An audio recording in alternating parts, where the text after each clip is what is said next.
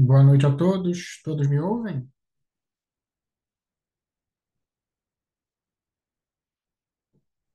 Tem? Boa noite. Me ouvem? Bom, então são 7h31. Vamos dar início a essa nossa conversa, né, do DC de Neurovascular da NERJ, da Associação do Rio de Janeiro de Neurologia. E hoje, especialmente um dia importante, que é o Dia Mundial de Combate ao AVC, um dia de muitas campanhas, principalmente se refere à conscientização da população em relação a essa doença. Fácil identificar que as pessoas sabem reconhecer, por exemplo, o infarto agudo do miocárdio e sabem o que fazer para isso. Porém, a gente não vê essa mesma conscientização em relação ao acidente vascular cerebral isquêmico. E para a gente reforçar essa ideia, no dia de hoje, né, o Dia Mundial de Combate ao AVC, nós decidimos, no DC, convidar o doutor e professor Bernardo Liberato, professor da Universidade de Emory, em Atlanta, com uma enorme experiência no manejo agudo do AVC isquêmico. Ele falará sobre o que há de atual nesse manejo e a experiência pessoal no hospital referência, não só nos Estados Unidos, como no Brasil, no mundo também. Depois do Bernardo, eu rapidamente vou falar qual é a nossa experiência no hospital particular do Rio de Janeiro, em que nós temos uma vivência não completamente diferente da dele, mas com algumas peculiaridades. Então, Bernardo, quando você estiver pronto,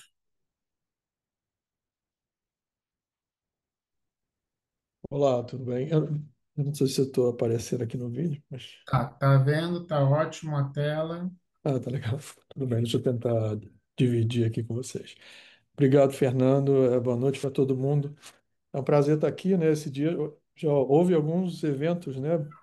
Web, webinars aí pelo mundo na conscientização do AVC. Então vamos tentar. O tema que o Fernando pediu que eu falasse, que é abordagem aguda, é um tema bastante extenso, claro.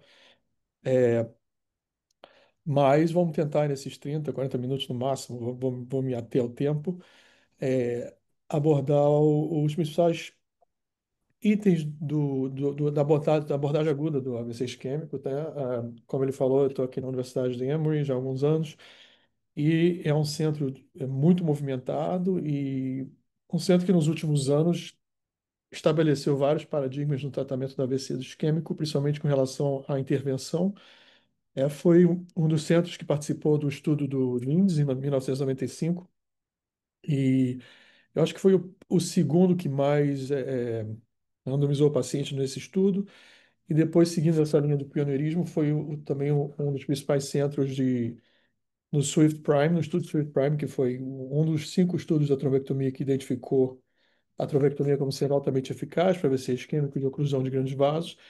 E depois disso, o estudo Dawn, que vocês também, alguns ou a maioria deve conhecer, que estabeleceu a eficácia da trombectomia nos pacientes de janela tardia. Então, nós vamos falar um pouquinho da nossa experiência também, além, claro, de uma pincelada geral da abordagem desses pacientes. Vocês estão conseguindo ver minha tela, né?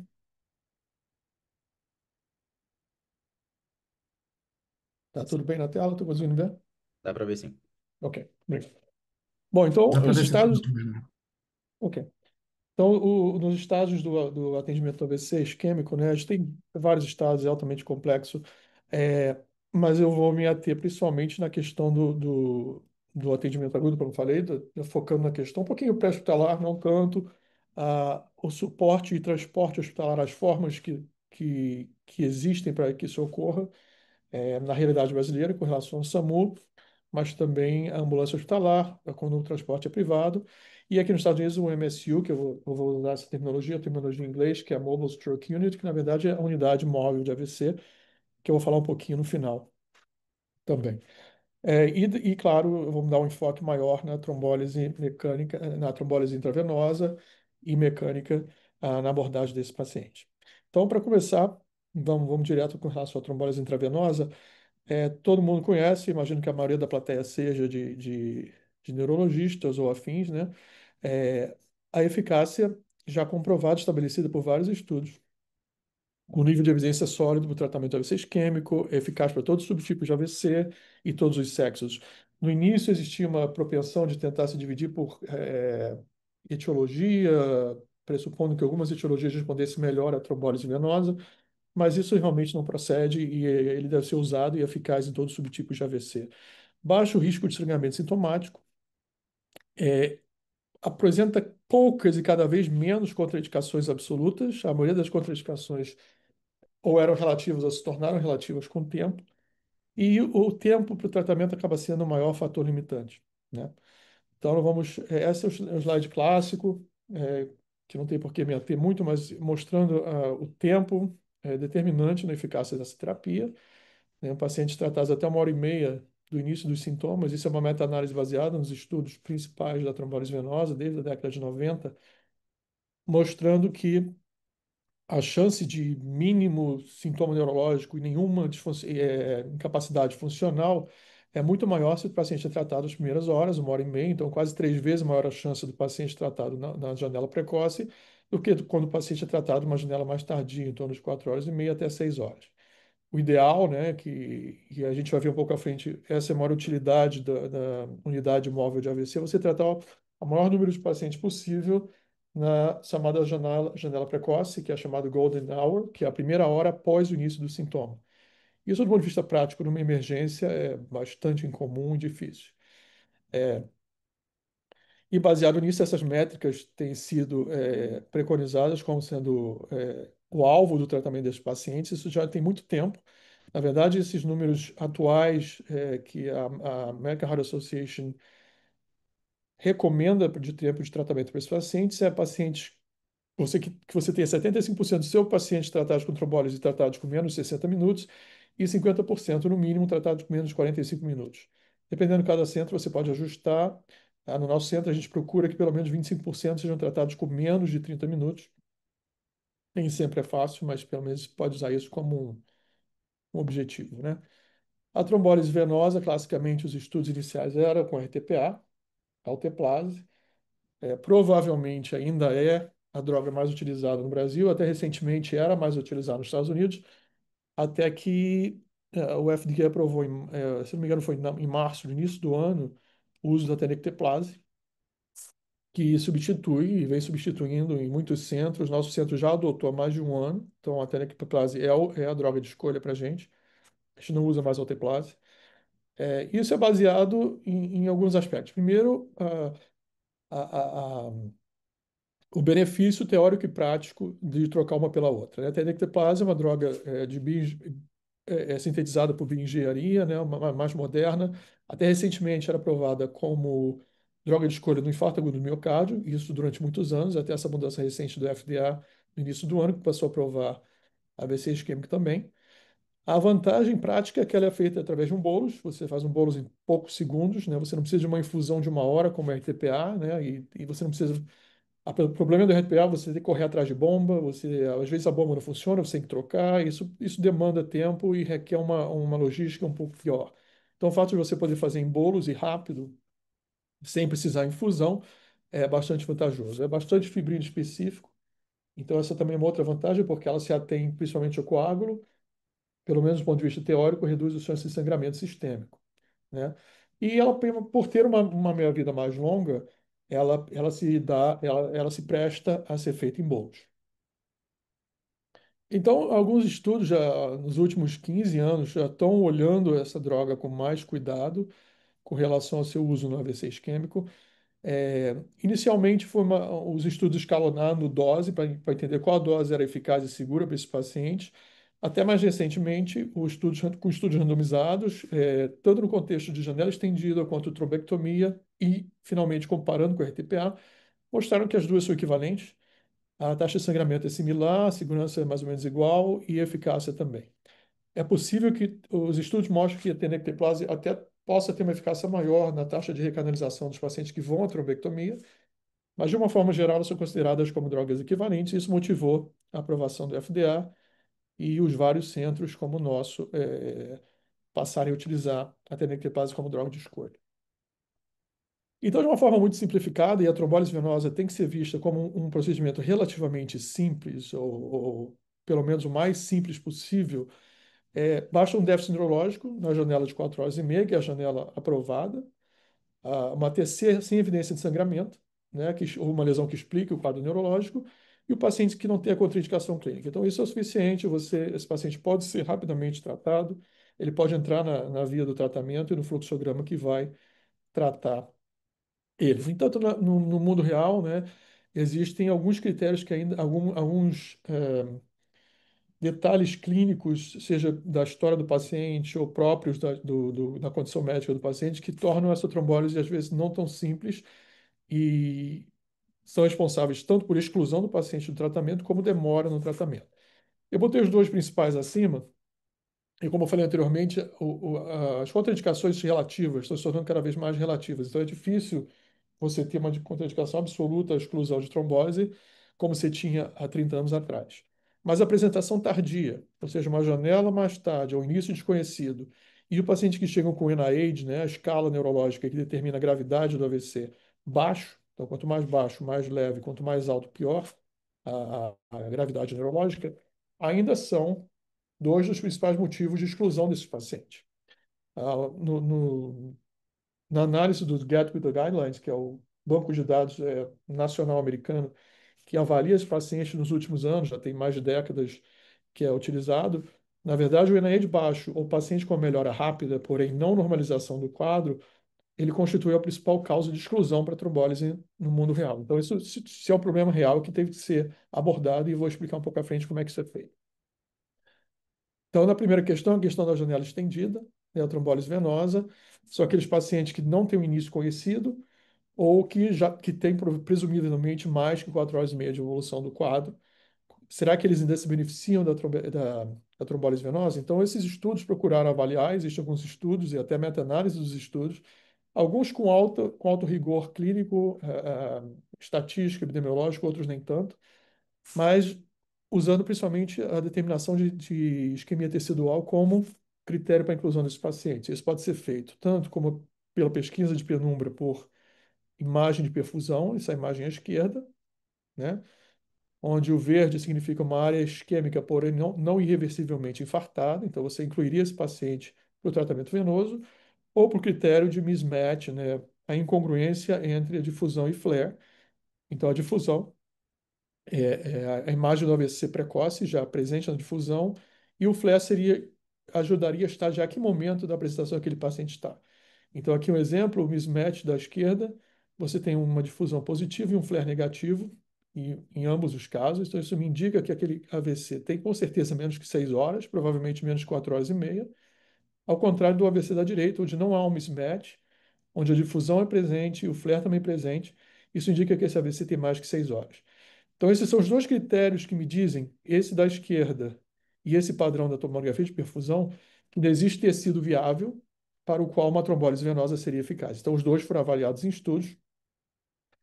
Com relação à janela estendida, baseada principalmente na,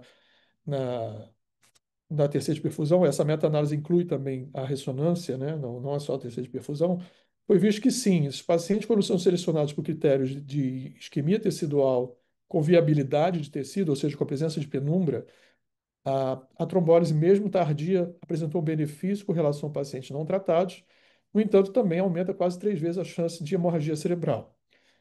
A conclusão da meta-análise e da maioria dos estudos é que, mesmo aumentando a chance de sangramento cerebral, ainda há um benefício desse grupo de pacientes e ainda se beneficiam, de uma forma geral, como um todo, da trombólise.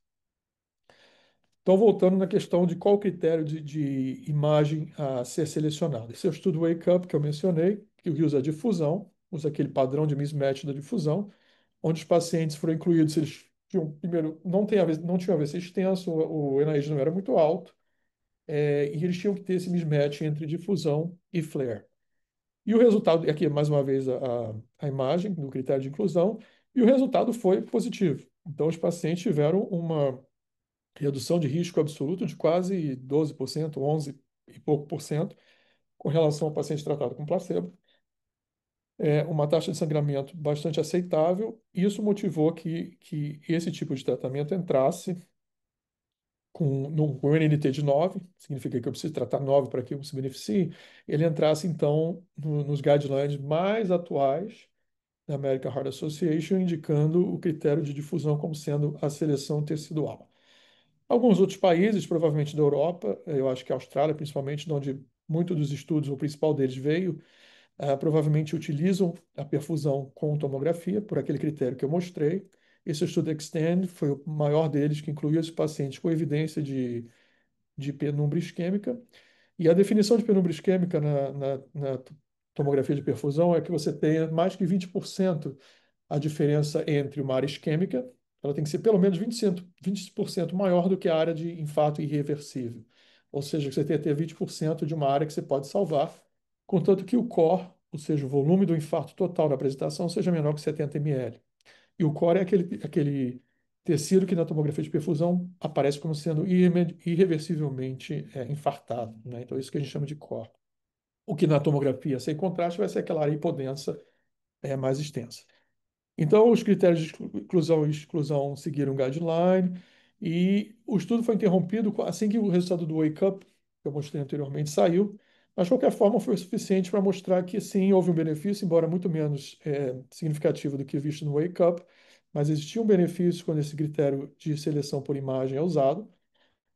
No entanto, uma taxa de sangramento sintomático razoavelmente mais alta, né? 6% comparado com nenhum por cento no grupo do placebo. Então, mesmo assim, uma análise posterior foi visto que, essa é uma meta-análise que juntou esse estudo e mais outros dois, mostrou um benefício com relação ao ranking, levando em consideração que o paciente tem um sangramento maior, mas que no fim das contas, quando você põe todo mundo no grupo, a trombólise ainda se mostrou benéfica. Quando se compara os dois estudos, o Wake Up teve uma redução de risco absoluto maior do que o esse Extend, que foi baseado em tomografia. Então, lembrando, o Wake Up baseado em ressonância, o Extend baseado em tomografia, uma taxa de sangramento bem menor também no Wake Up comparado com o Extend. Então, isso provavelmente motivou, eu vou pular aqui, mas motivou o que a American Heart Association, no último guideline de 2019, então, o guideline americano o que existe é esse, está desatualizado. Eu acredito que esse ano, no início de 2026, deve ser atualizado, porque tem muita coisa nova para entrar. Mas a recomendação do guideline é você usar como a ressonância como sendo seu critério de inclusão, enquanto que a Europa aceita tanto a ressonância quanto a tomografia de perfusão. No nosso centro, a gente usa exclusivamente a ressonância quando vai fazer uma avaliação desse paciente.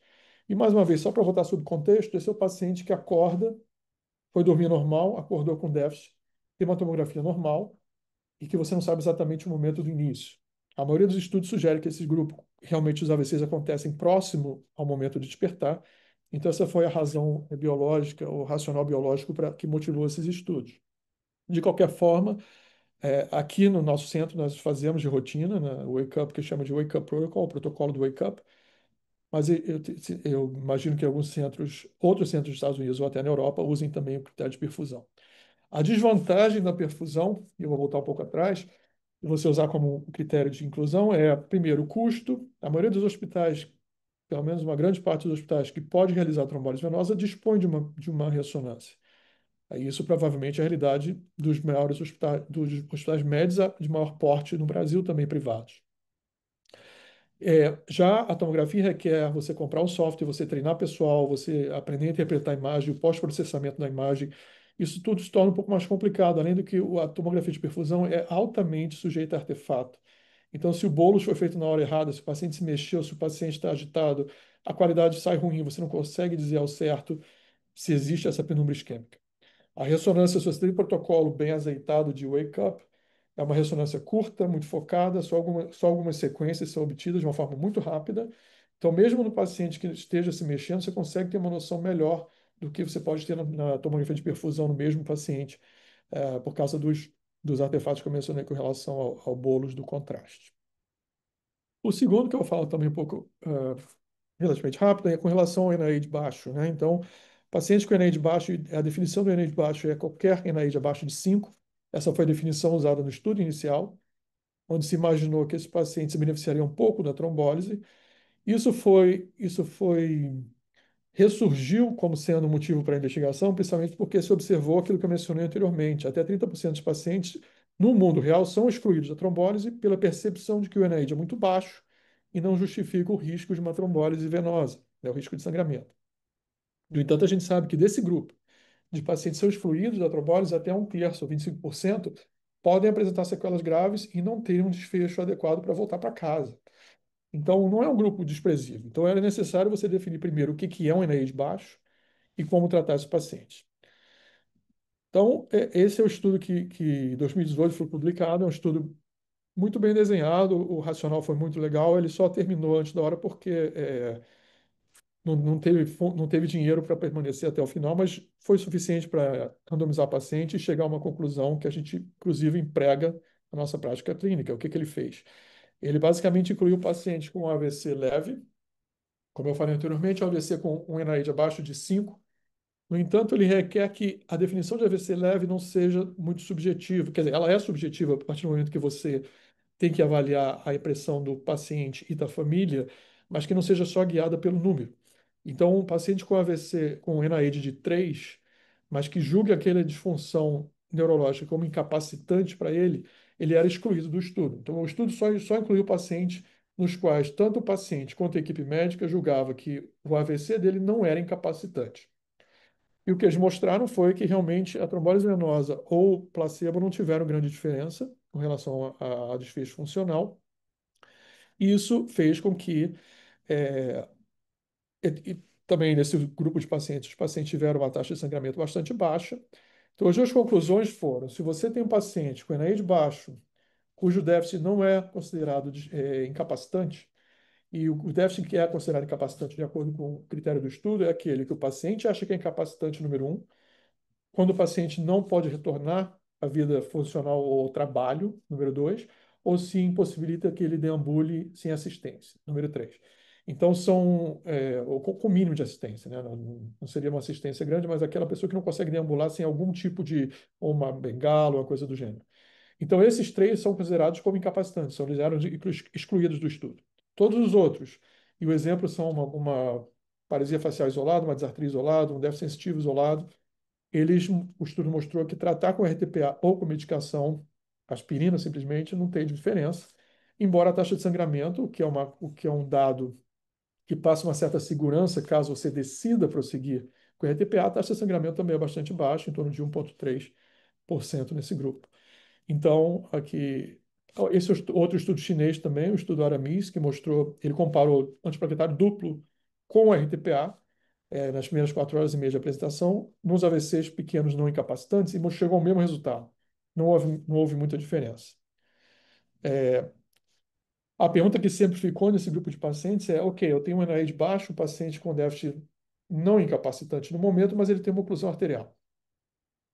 Qualquer oclusão arterial, né, proximal ou um pouco mais distal. Até recentemente, as pessoas acreditavam, né, e eu tinha também essa impressão, de que se tem uma oclusão, existe uma chance muito grande do paciente piorar, e isso serviria como uma estratificação para aquele paciente receber a trombólise, apesar de não ter o NIH aumentado. No entanto, esse estudo Tempo 2, que foi publicado não tem muito tempo, e com alguns brasileiros, inclusive, fazendo parte do estudo, mostrou que, mesmo com oclusão arterial, o RTPA não foi superior ao placebo em termos de disfunção neurológica e ocasionou mais sangramento. Estatisticamente significativo, 14 comparado com 9%, qualquer tipo de sangramento. Então, baseado nisso, mesmo uma oclusão proximal, a gente tende a seguir basicamente pela apresentação clínica e pela definição do que é um déficit incapacitante ou não. Isso é espelhado também no mesmo guideline, né? Isso não deve mudar muito no novo guideline, onde ele mostra que nas duas janelas, tanto de 0 a 3 até 4 horas e meia, se o paciente tem uma NIH abaixo de 5 e o déficit não é incapacitante, geralmente não se indica a trombólise venosa. A questão da opinião do paciente é altamente subjetiva, mas tem que ser levada em conta, porque se ele acha que aquilo para ele vai incapacitar ele ter uma vida normal ou próximo ao normal, então a trombólise pode ser feita e você tem números para que você pode é, levantar e mostrar para o paciente quais são os números, inclusive com relação ao risco, né? A Organização Europeia, o guideline deles é um pouco mais recente, mas também vai precisar de de atualização. Então, também diz a mesma coisa. Um déficit não incapacitante não se recomenda trombólise.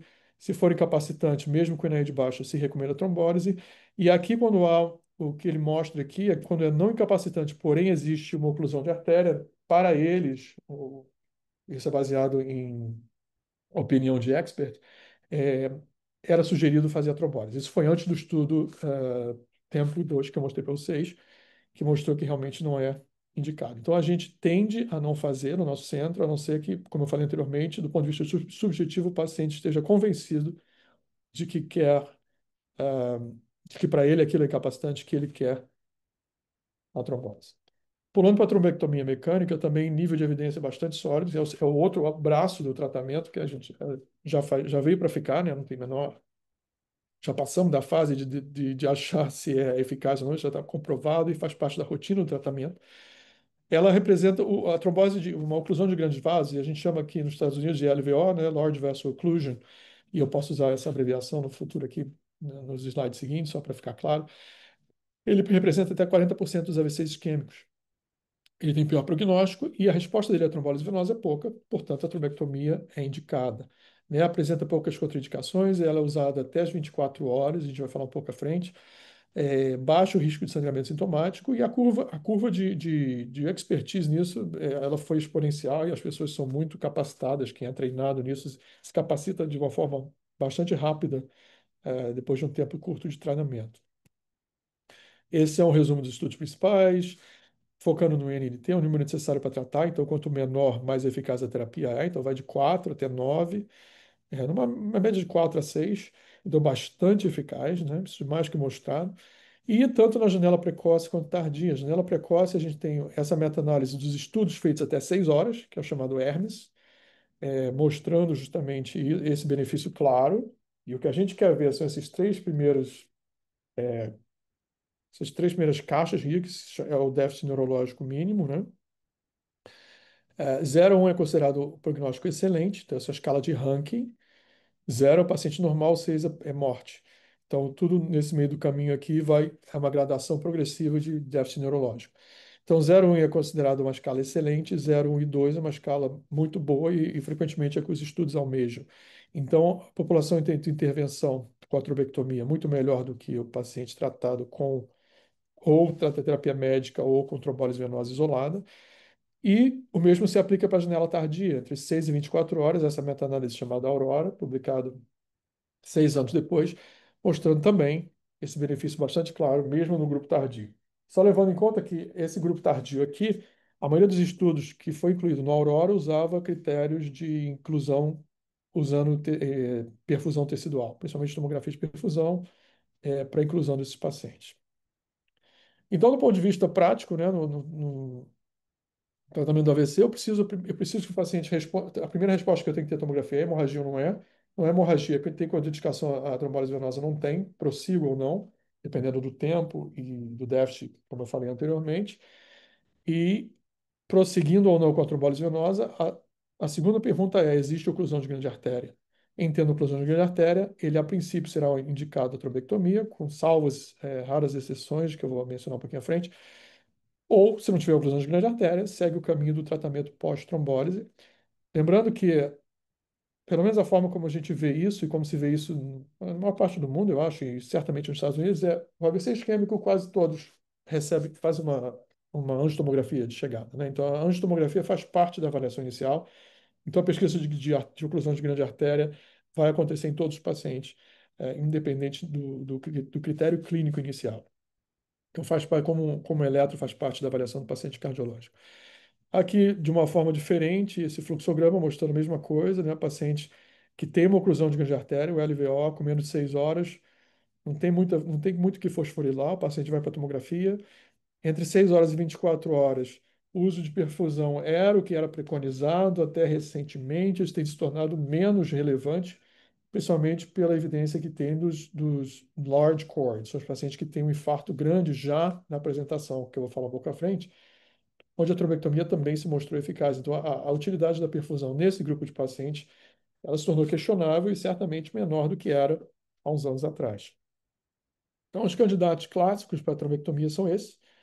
é, tem esses critérios aqui, né? Menos 6 horas, um aspect muito bom, que seria aquele maior que 6. Eu vou mostrar o aspect, é isso aqui, na verdade, né? Então, para quem não está familiar, é uma escala avaliando a presença de isquemia precoce no território cerebral médio. São dois níveis, o ganglionar, que é o da esquerda, e o supraganglionar, que é o da direita.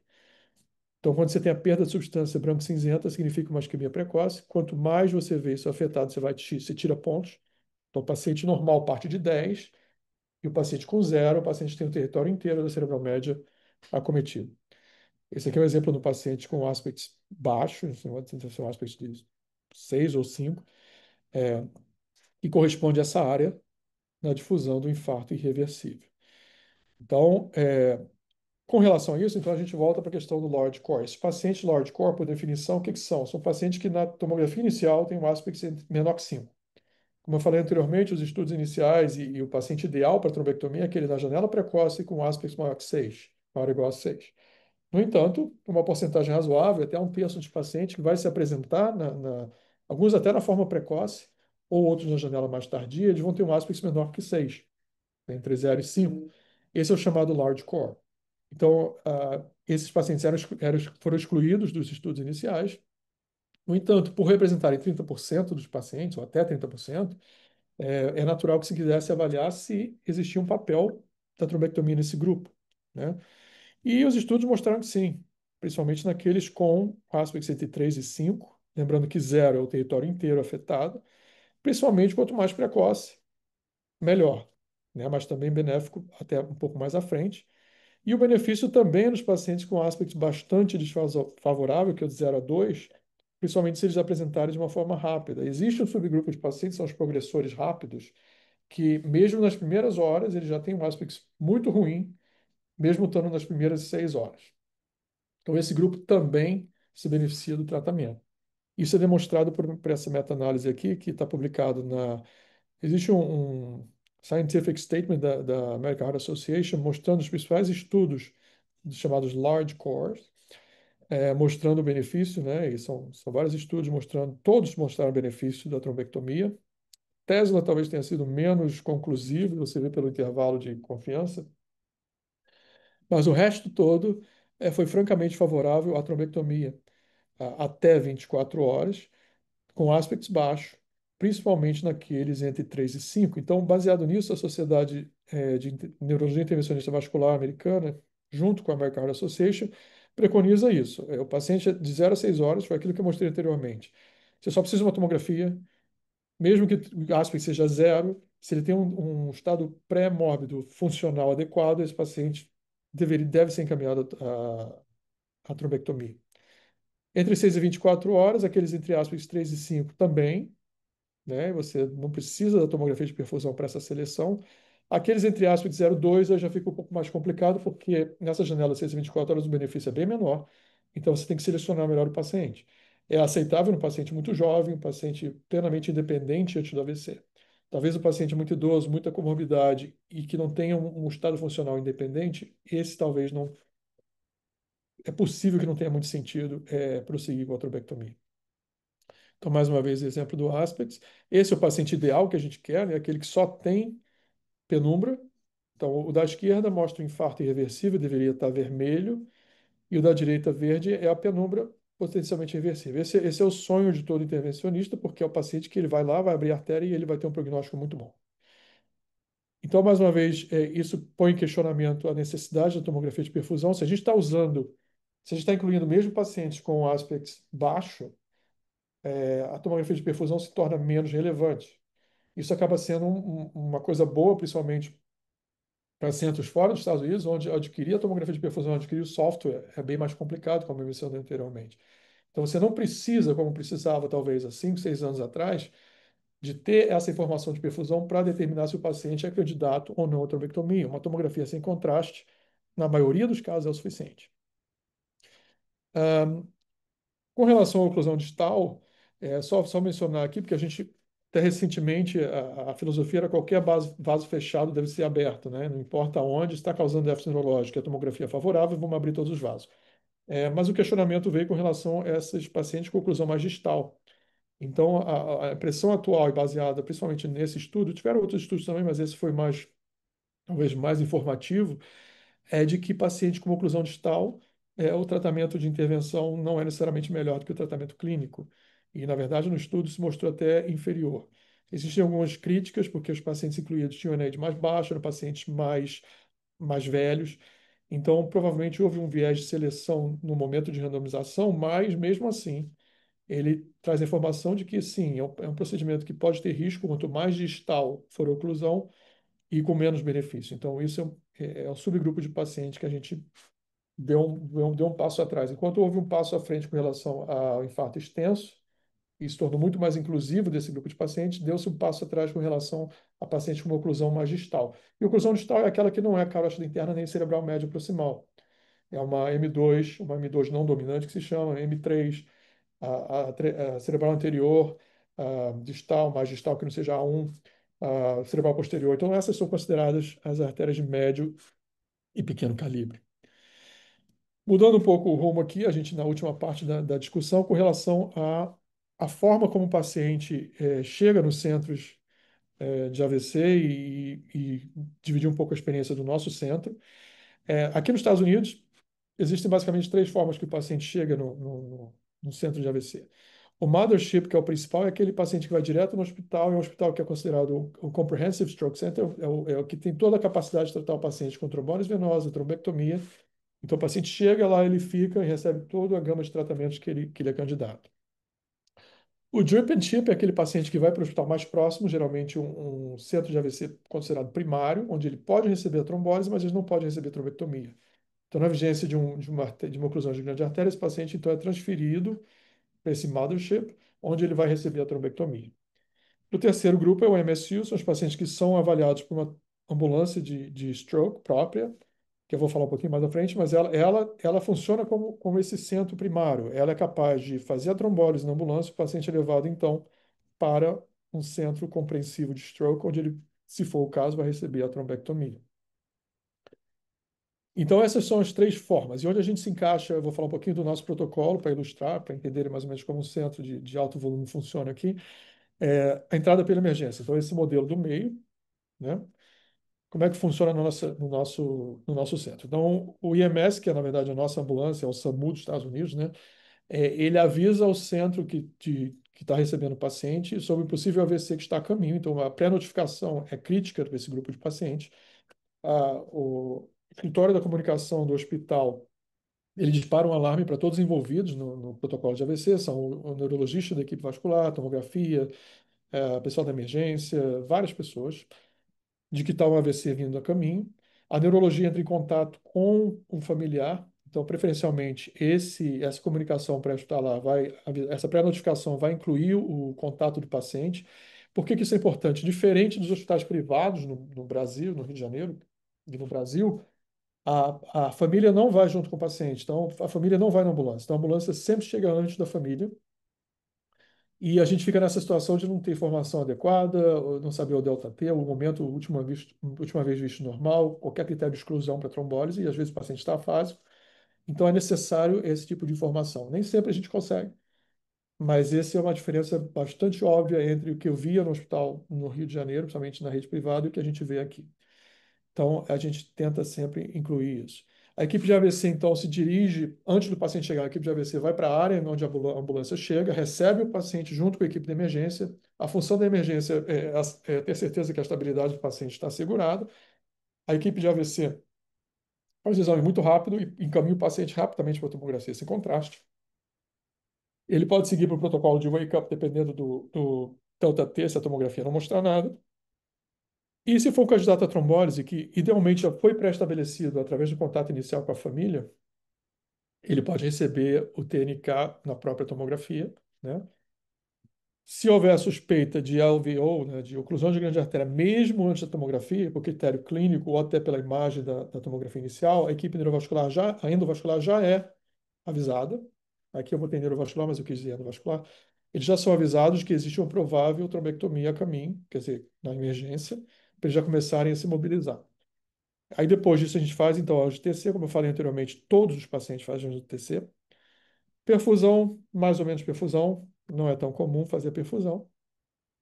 E se confirmar uma oclusão de grande artéria, a gente fica aguardando na emergência com o paciente é, o momento de que seria adequado levá-lo para a hemodinâmica, onde ele então é encaminhado e a trombectomia é realizada. Assim, esse aqui é um exemplo de como é disparado, né? Esse aqui tem vários aplicativos envolvidos no tratamento desse paciente. O primeiro deles é o disparo da comunicação, avisando que vem um paciente, contato da família, os sintomas básicos, a última vez visto normal, tal, tal, tal. Então, isso é antes da equipe descer para receber o paciente, antes do paciente chegar. Quem dispara isso é baseado na informação que a ambulância deu para o hospital. Depois disso, então, o paciente chega.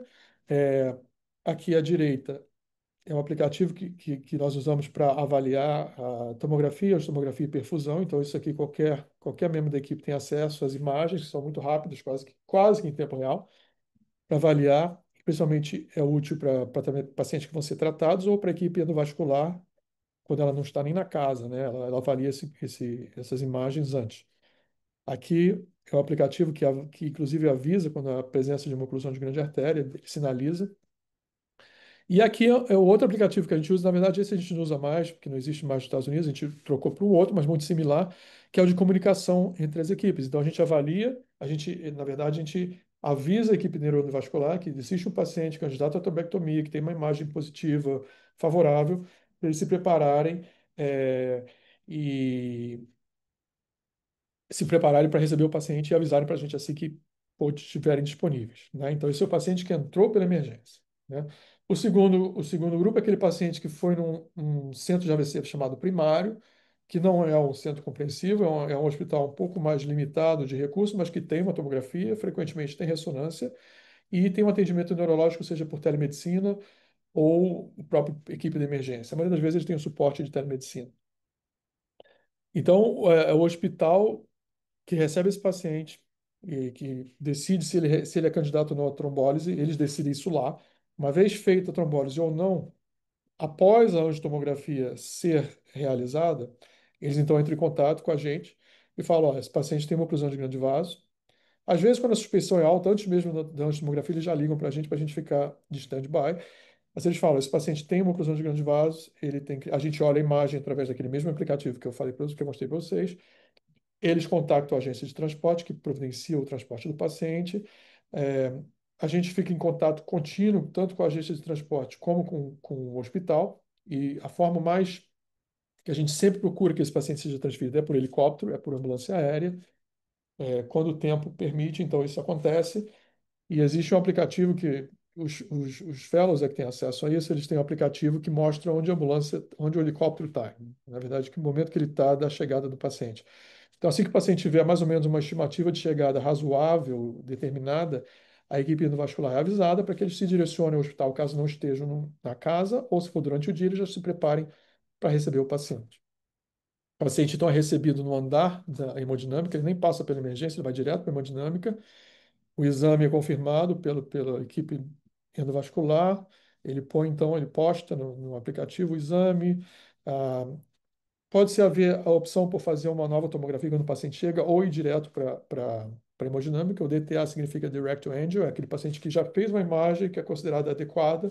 Ele teve um tempo curto até chegar ao nosso hospital, e então ele vai direto para a hemodinâmica. Inclusive, na hemodinâmica existe a possibilidade de fazer uma tomografia que não é da mesma qualidade que uma tomografia dedicada, mas que avalia sangramento, avalia coisas mais, alterações mais óbvias.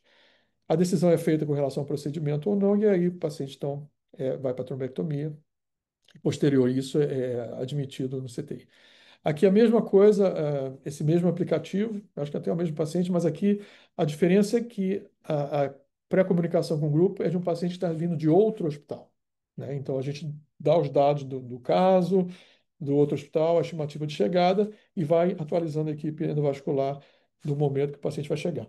Enquanto isso, o hospital de fora, ele pode mandar as imagens para a gente através do mesmo aplicativo. Então, a equipe endovascular, nós e a equipe endovascular conseguimos ver o caso, a tomografia e tudo mais, o sítio de oclusão e como é a tomografia. E por último, é a Mobile Stroke Unit, que é a unidade móvel de AVC, que é uma ambulância com uma tomografia. com capacidade para uma teleconferência, onde o paciente entra, ele é avaliado por uma equipe bem treinada de paramédico e enfermeiro. O médico não vai na ambulância, né? Aqui nos Estados Unidos o médico não anda em ambulância. Ele é avaliado através de uma teleconferência com alguém do serviço neurovascular. O paciente é examinado. Se a tomografia for adequada, ela vai para o mesmo aplicativo que eu mostrei para vocês, é vista quase que em tempo real. Se a tomografia for adequada, conversa com a família, não tem exclusão e o exame justifica a trombólise, ele recebe a trombólise na ambulância. E aí, essa ambulância, então, uma vez que é feito o TNK, ela se direciona para o hospital, que vai ser, por definição, sempre um Comprehensive Stroke Center. Então, o paciente chegando, ele vai fazer a tomografia, ele vai fazer uma angiotomografia. A nossa ambulância não tem angiotomografia, algumas ambulâncias têm essa capacidade, a nossa não faz, faz só a tomografia. E aí faz uma angiotomografia na emergência, ou naqueles pacientes que têm uma evidência muito grande de ter uma oclusão arterial, o paciente pode, inclusive, ir direto para hemodinâmica, porque esse, na verdade, é o padrão ouro da pré-notificação, né? É melhor qualquer pré-notificação. É o paciente que foi visto pela equipe própria e já foi avaliado antes de chegar ao hospital.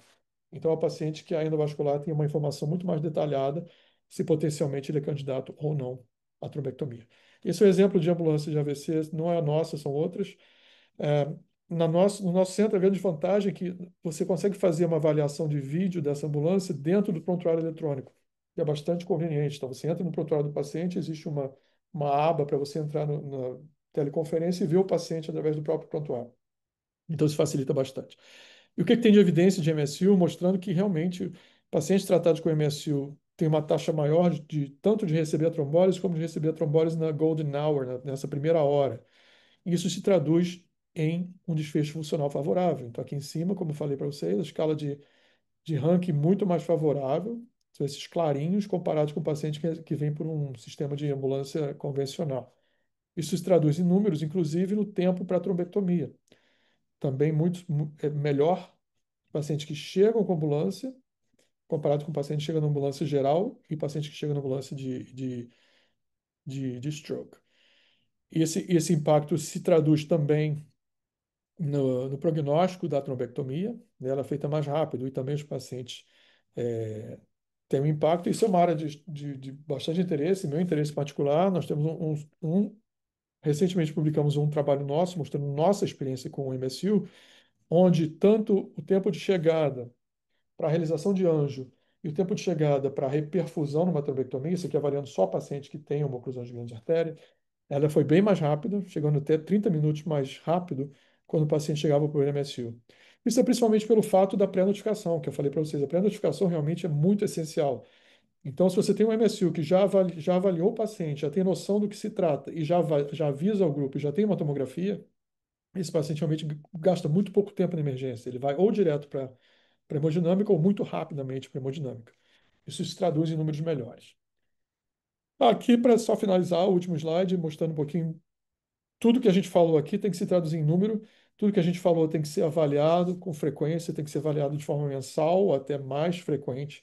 Esses números têm que ser estudados, criticados, entender o porquê que acontece, por que que são bons, por que que estão ruins, e saber como envolver toda a equipe e como melhorar. Então, partindo da premissa da quantidade de AVCs que você recebe por mês, você tem que determinar a frequência com que você se encontra, o grupo, e a frequência com que você avalia os indicadores. Então, as métricas aqui do nosso centro, no último ano, uma média de até 300 disparos de alerta de AVC por mês, não quer dizer que todos foram AVC, né? Você tem muito disparo falso, não é a maioria, claro, mas eu diria que em torno de 15, 20%, ou são crise convulsiva, são outros diagnósticos não AVC, mas a maioria é AVC. 122 TNK e a trombectomia 348. Isso foi no ano de 2024. O mais importante disso tudo não é só o número, mas e sim como é que a gente está com relação à métrica, né? O nosso tempo porta-agulha, isso compara com o benchmark nacional, tem espaço para melhorar, né? Então você vê que não está tão boa aqui. E isso basicamente tem a ver com o controle pressórico, às vezes a ausência da família para obter informação, e isso é que é necessário esse tratamento, essa avaliação contínua para melhorar. Os outros números estão bastante razoáveis, e a maioria deles, inclusive, é bem superior à média nacional, principalmente a taxa de canalização, que é de 95%. O tempo entre a chegada e a recanalização menor que 2 horas, e o tempo entre a chegada e a punção menor que 60 minutos, todos eles bem acima da média nacional. Então, para concluir, né, o tratamento moderno do AVC requer uma equipe coordenada multidisciplinar, os protocolos muito bem estabelecidos e pré-determinados, né? É, reuniões frequentes para discutir o protocolo e saber o que precisa ser melhorado. A triagem e a avaliação devem ser prioridade máxima, isso já é preconizado há décadas, né? A pré-notificação é absolutamente essencial e ela faz muita diferença na rapidez com que os pacientes são tratados. E tanto para a administração do TNK na tomografia, quanto que facilita a vida tanto da emergência quanto da radiologia também, né? Porque você não precisa ficar mudando o paciente, trazendo, indo e voltando com o paciente para a tomografia. Envolvimento da equipe endovascular precoce, isso tudo tem a ver com a pré-notificação, né? Tanto da ambulância quanto da equipe que recebe o paciente na emergência e avisa endovascular, para que isso também ocorra de forma muito rápida. E com relação ao wake up, é muito importante ter isso em mente, que esse tem que ser um protocolo já muito bem pré-determinado, se for utilizado pela instituição, e a radiologia tem que estar a par, tem que determinar como é feito, não é uma decisão de momento, não pode ser muito improvisado, tem que determinar o que é feito, quais são as sequências feitas, em que paciente isso vai ser utilizado. Eu vou terminar aqui, porque eu acho que já passou do tempo, e eu não sei se a gente abre para pergunta agora ou depois, fica a critério do Fernando. Muito obrigado. Obrigado, Bernardo. Eu, pessoalmente, acho que a gente pode abrir para pergunta. A minha apresentação seria uma coisa muito básica, mostrando a nossa realidade, que é um pouco diferente, mas eu acho que seria muito mais, eu acho que é muito mais proveitoso a gente abrir para pergunta. Acredito que eu tenho muitas perguntas, se ninguém tiver, né? E aproveitar a sua presença, a sua experiência, né? E já assisti essa sua palestra mais de uma vez e não tem como não aprender com essa sua palestra. Alguém tem alguma pergunta para fazer? Opa, tudo bom? Boa noite. Boa noite.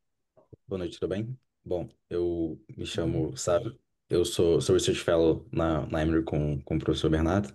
E, bom, o que eu gostaria de perguntar para ele é o que que ele acha, assim, que são as próximas barreiras a serem quebradas no tratamento do AVC agudo. Assim, você falou de Lodge Core, de MEVO, mas o que que você acha, assim, que são os próximos desafios aí para serem, talvez, descobertos e trabalhados nos próximos anos? Eu acho, sabe, talvez o mais imediato agora que tá em voga é a questão do no reflow, né? Para quem não está familiar com o termo, é aquele paciente que é recanalizado, mas que quando você faz uma tomografia de perfusão, depois a área de perfusão continua inadequada e o paciente não tem um desfecho tão bom quanto o esperado, apesar de você ter aberto o vaso. Então, o que se pensa é que, na verdade, seja por microembolização ou disfunção mais distal, esses pacientes não estão perfundindo como deveriam. Então, acho que o mais imediato, do futuro mais imediato, é com relação à terapia adjuvante com trombolítico intraarterial para esse grupo de pacientes que você recanaliza, ainda assim faz a trombólise intraarterial. Então, isso está sendo estudado. Existe meta-análise de uma qualidade questionável, mas mostrando que existe um benefício realmente nesse subgrupo de pacientes. Então, isso seria a primeira coisa que teria que ser incorporado na nossa prática, que não é feito de rotina ainda, mas eu acho que está caminhando para isso, né? E voltando à questão do atendimento pré-hospitalar, que eu acho também a próxima barreira a ser vencida, é que a gente não perca tanto tempo com esses pacientes que têm oclusão de grande artéria na emergência, né? Fazendo muita avaliação, esperando. Então, esse conceito de DTA que eu falei, que é Direct to Angio, que é aquele paciente que, principalmente se aplica ao paciente que vem de transferência do Drip and Ship, ou paciente que vem numa ambulância de AVC. Né? O paciente chega para emergência, você não tem esse conceito. É o conceito daquele paciente que já fez uma imagem em algum lugar que você recebe e que ele não precisaria passar na emergência. Esse é um aspecto desse Direct to Angio. Então, essa seria uma fronteira mais à frente. O terceiro pilar do Direct to Angel, que é um pouco mais complicado, mas eu acho que esse vai ser o grande futuro desse paciente, é aquele paciente, e aqui eu estou considerando a realidade americana, que você tem o serviço de ambulância universal, né? Então, isso requer um serviço pré-hospitalar bem estruturado. Mas qual é o grupo de pacientes? Aquele paciente que o paramédico na ambulância, que não é uma ambulância própria de AVC, é uma ambulância geral, ele já fez uma escala que, baseado na escala dele, existe uma probabilidade alta dele ter uma oclusão de grande artéria, aquele paciente poderia receber uma notificação para a equipe e dizer, olha, eu acho que esse paciente tem uma oclusão de grande artéria, será que vale a pena levá-lo direto para a hemodinâmica? Então, eu acho que essa é a nova fronteira, essa é a fronteira que a gente vai ter que estabelecer e existem propostas de trials para isso, para ver justamente esse grupo de pacientes se vai passando a emergência. Falei para vocês, existe as hemodinâmicas atuais, as neurohemodinâmicas, têm a possibilidade de fazer uma tomografia. Não é uma ótima qualidade, mas ela descarta um sangramento, por exemplo. E ela pode até fazer uma angiotomografia também. Então, seria um grupo de pacientes que, através da escala clínica, tem uma probabilidade alta de ter uma oclusão arterial, ele é encaminhado direto para a hemodinâmica, né? Claro que isso requer o time na casa durante o dia, não é uma coisa 24 horas, provavelmente.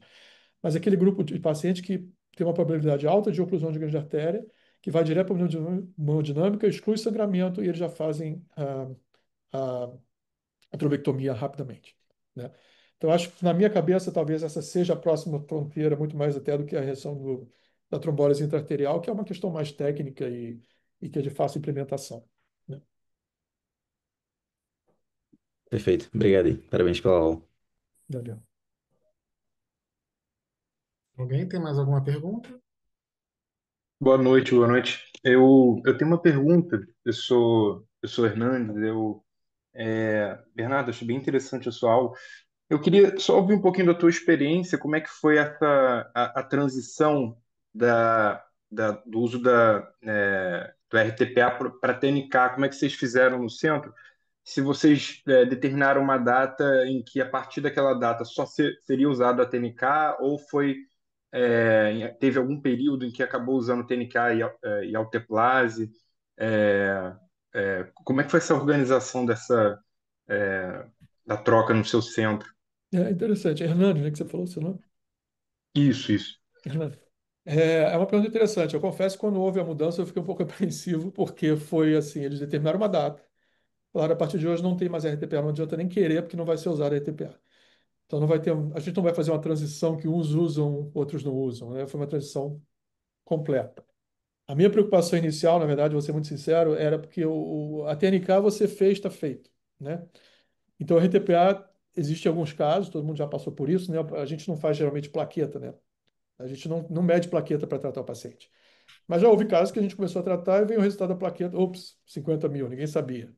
Você interrompe o RTPA desesperadamente e torce para nada acontecer. O TNK isso não acontece, né? Fez, está feito. Então, eu confesso que eu fiquei um pouco apreensivo no início, alguns de nós ficamos, mas isso não se traduziu num problema, né? E a gente tem visto realmente, do ponto de vista de segurança, a gente tem visto muito pouco sangramento sintomático. É claro que eu não posso falar, tem que comparar os números, né? Não posso falar só de percepção, mas a percepção é essa. É muito fácil a implementação. O pessoal da farmácia, todo alerta de AVC aqui, existe um farmacêutico que está imediatamente no local. Então, ele fica responsável pela administração da droga. Então, uma vez que eles todos embarcaram nessa, se tornou bastante fácil. E a questão da bomba, eu não posso minimizar, é um problema. Você ter bomba de infusão é um problema no mundo inteiro. A bomba quebra, a bateria não está funcionando, a última está sendo usada com uma infusão de amina, sabe? É um negócio que às vezes não dá nem para entender como acontece isso, mas acontece. Então, tendo passado desse problema, a coisa se tornou, do ponto de vista logístico, muito mais fácil. Então, realmente melhorou. E é uma boa coisa, e funcionou bem, e está funcionando bem. Então, todo centro que pensa em trocar, não precisa ficar assustado, porque o negócio funciona de uma forma lisa. Você só tem que ter um protocolo bem definido e definir se e quando você vai querer fazer essa troca. Obrigado, viu? Parabéns pela aula. Alguém? Alguém tem mais alguma pergunta? Eu tenho, Bernardo. Em relação a pacientes com oclusão proximal, se vocês, mesmo quando testes são leves, mas não incapacitantes, se vocês usam testes como elevação da cabeceira, testes que possam gerar sintomas e fazer mudar o seu raciocínio, e esse mesmo raciocínio vocês também utilizam para oclusão de basilar com sintomas baixos. Essa é a minha primeira pergunta. Se você quiser já responder essa, que eu teria três para você. Quer Tá falar essa bom. primeiro? Não, posso falar isso primeiro. Na verdade, a gente não sabe exatamente o que fazer para esse grupo de pacientes que tem uma oclusão proximal e anaí de baixo. né? Houve um estudo, o Endolow Trial. Existem alguns trials, o Endolow foi um que a gente participou, que ainda não tem resultado, até onde eu sei. Justamente nesse subgrupo de pacientes. Paciente foi na de baixo, que tinha uma oclusão proximal assustadora, mas que realmente, por algum motivo, tem um quadro neurológico leve. Então, a gente vai saber o resultado. O que a gente faz na prática é o paciente que vem com uma oclusão proximal, que está com o de baixo, a gente senta o paciente, então espera ele sentado uns 20 minutos, reexamina. Eu torço arduamente que ele piore para poder justificar, encaminhar para trombectomia, porque o grande problema desse grupo de pacientes, e a gente consegue contornar bem, porque tem muita gente no centro, tem uma enfermagem vigilante, tem unidade de AVC, então os centros que têm neurointensiva também vão conseguir contornar isso bem. Quem não tem, fica mais difícil. Mas é aquele paciente que a gente fez isso, ele não piorou, mas ele interna, 3 horas da manhã ele piora e tem que acionar todo mundo para esse paciente. Então, esse é o grande pesadelo desse grupo de pacientes. Mas o que a gente faz é isso, a gente faz o teste, a gente senta ele 20 minutos, reexamina. Se não há piora clínica, não tem muito o que fazer. A gente manda ele para a unidade de AVC e monitora de forma muito próxima. E é muito comum que ele piore, e aí a gente leva para tratamento. A segunda é pacientes com janela estendida. Vocês avaliam a colateral como também indicação de trombectomia, ou seja, paciente que tem um large core, tem uma janela entre 6 e 24 horas. Se tiver ausência de colateral, vocês indicam da mesma maneira a trombectomia? A presença de colateral é algo que vocês utilizam como análise nessa decisão terapêutica?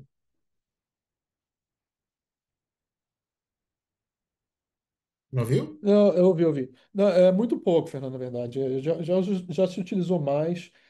Eu acho que ela é útil naquele paciente que tem um aspecto muito ruim, um aspecto horroroso, sem colateral nenhum. Já numa janela mais tardia, você pode usar isso como mais um marcador do prognóstico, do desfecho desse paciente e te dissuadir de fazer uma trombectomia. Mas eu não acho que seja essencial, sinceramente. A gente sempre comenta, mas eu acho que raramente toma decisão baseada no colateral. E eu acho que nesse sentido está sendo muito bom essa questão do large core, porque a gente está voltando a focar na tomografia. E isso que eu acho que vai ser bem relevante, principalmente para você conseguir que a trombectomia seja uma realidade no mundo todo, né? Então, não precisa elaborar muito para saber que ela funciona. Então, respondendo a sua pergunta, a gente olha, avalia, mas usa pouco como decisão para trombectomia. E a minha última pergunta, Bernardo, é: cada vez mais a população está utilizando novos anticoagulantes orais. Eu queria saber se vocês têm experiência em terapia trombolítica em pacientes que utilizam os anticoagulantes orais, seja através da realização antídoto nos pacientes com dabigatrana ou mesmo a realização do trombolítico venoso sem o antídoto, já que existem estudos observacionais, alguns relatos pequenos que vão mostrando que não aumenta a taxa de sangramento e até melhora o desfecho. Vocês têm alguma experiência em relação a isso? Tenho experiência zero. Ah, e isso porque vocês sabem muito bem que a Sociedade Médica Americana, né, a Sociedade Americana é uma sociedade muito litigiosa, né? Então é um negócio bem complicado. Se você não segue o guideline da American Heart Association, que a maioria das instituições americanas segue, ele é muito claro de excluir absolutamente esse Eu tipo não de sabia. paciente. Então a gente não usa, a gente exclui. Provavelmente, eu acredito que vai ter alguma mudança no guideline mais novo. Eu não sei exatamente como eles vão ajustar isso sem ter um estudo randomizado, mas eles devem fazer algum tipo de comentário. Mas não, a gente não usa, então a nossa experiência não existe. Alguém mais uma pergunta? Queria Ninguém? fazer uma última, para terminar o Bernardo, o Fernando, deixar aberto também alguém. Vocês acham que a gente, em algum momento próximo, talvez a gente pode aposentar a perfusão ou em que casos vai ser crucial ainda o uso, né? Talvez só para trombólise estendida, não sei.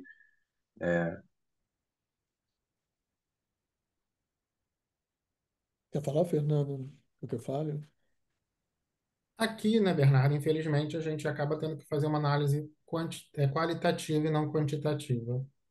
E a gente vê que nos casos em que é muito evidente o mismatch, melhor, e quando os casos que não é muito evidente, mas a gente acaba, até numa forma de aprendizado, estimulando a fazer a perfusão, até porque são pacientes diferentes, né, da sua instituição, né, nós temos o nosso neuroradiologista, ele não fica presente fisicamente.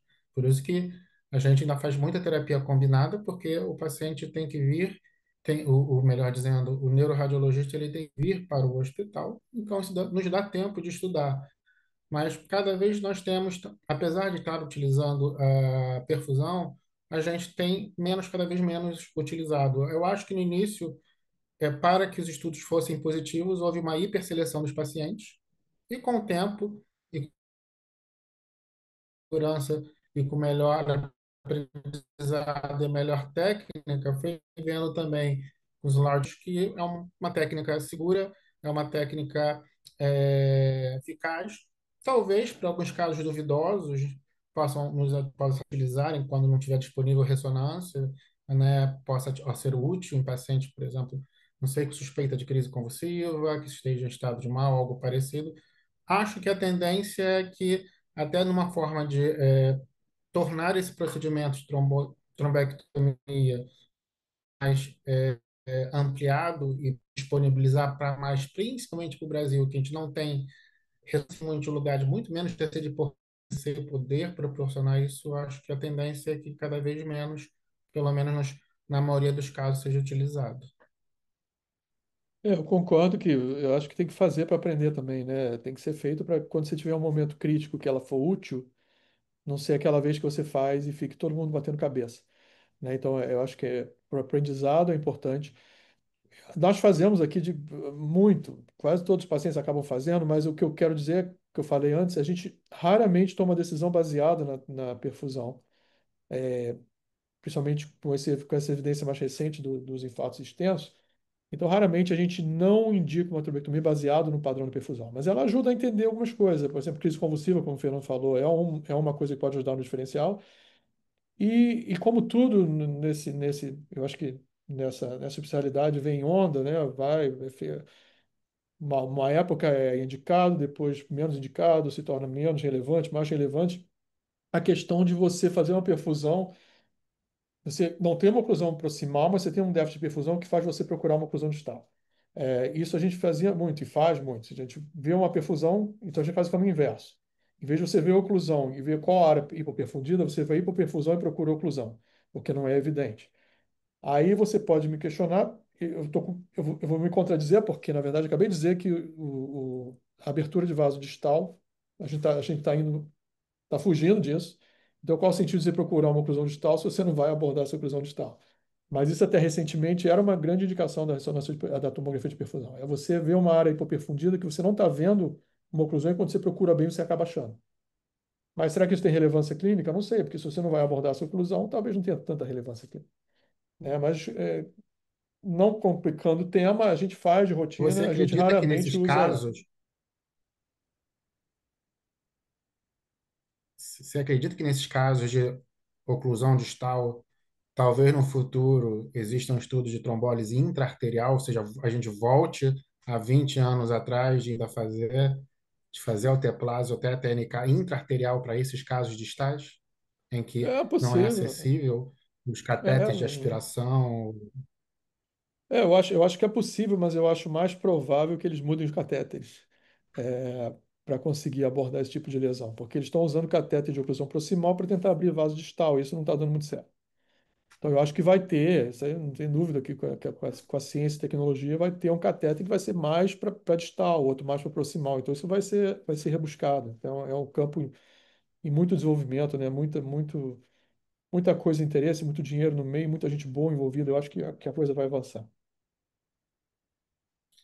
Que ótimo, 8h40, acho que foi excelente. Né? Queria mais uma vez agradecer Bernardo por ter disponibilizado o horário dele para transmitir a experiência e o conhecimento dele. Posso falar, ele sabe que eventualmente ele me ajuda de longe. Aprendi muito, ainda aprendo muito com Bernardo. Uma pena que ele foi para Atlanta, mas a gente se vê e com certeza a experiência dele cada vez mais vai ajudar a gente a crescer, desenvolver e quem sabe melhorar o nosso serviço. Então, mais uma vez, muito obrigado, Bernardo, obrigado a todos que participaram e que ajudem a divulgar, né, que a AVC tem tratamento, talvez é uma das áreas da neurologia que mais se desenvolveram nos últimos 20 anos. Há 20 anos atrás a gente utilizava, né, Bernardo, catéter de coronária para abrir artéria.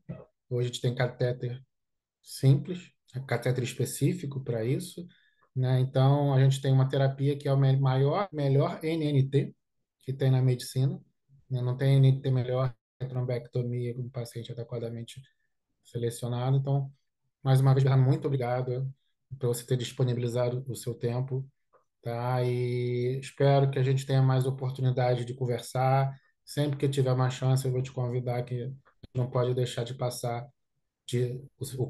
não pode deixar de aproveitar o seu conhecimento e experiência de você. Muito obrigado, pessoal. Obrigado, obrigado pelo convite e todo mundo que ficou até tarde assistindo aí. Até a próxima, é um prazer. Bom dia para todos. Tchau.